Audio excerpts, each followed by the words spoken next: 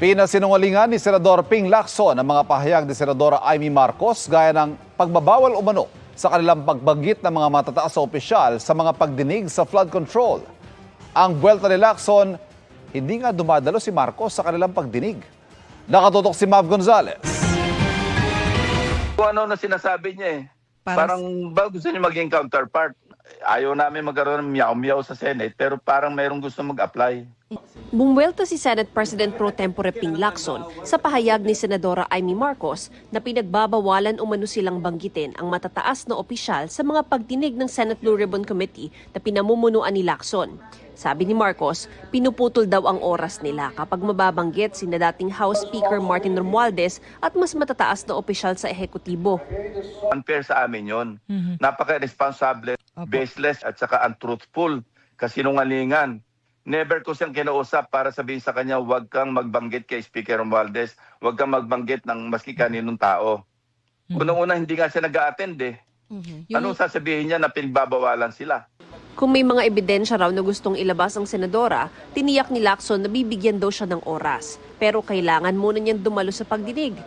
Hininga namin ng tugon dito ang senadora pero saka na raw niya ito sasagutin. Pumalag din si Lacson sa alegasyon ng senadora na may anyay giniling na pork pa rin sa 2026 national budget. Member siya ng BICAM. Ba't hindi niya nilabas doon? Bakit ngayon niya nilalabas nung napirmahan na yung budget?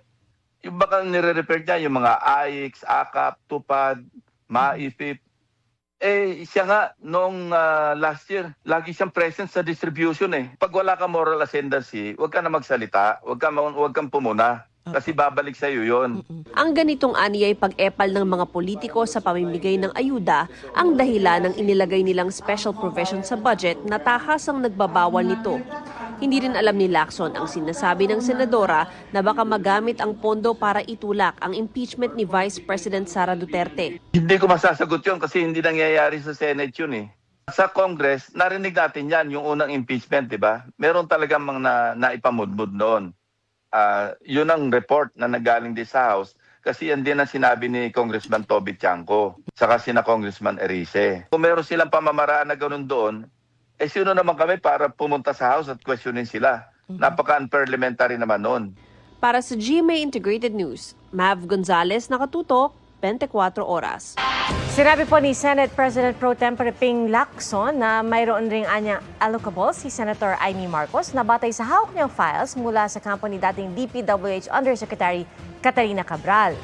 Ay kay Lacson na sa 2.5 billion pesos ang allocables ng senadora sa National Expenditure Program. Sabi ni Lacson, meron daw na for later release at bahagi nito ang nailabas na anya.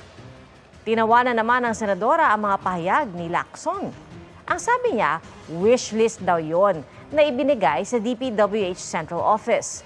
For later release anya talaga ang mga nasa oposisyon pero wala anya ni isang naibigay sa kanya at sa ibang senador na nasa oposisyon. Wala rin daw siyang alam sa allocables ng administrasyon. Sabi ni Marcos, tila masyado raw gigil sa kanya si Senator Lacson.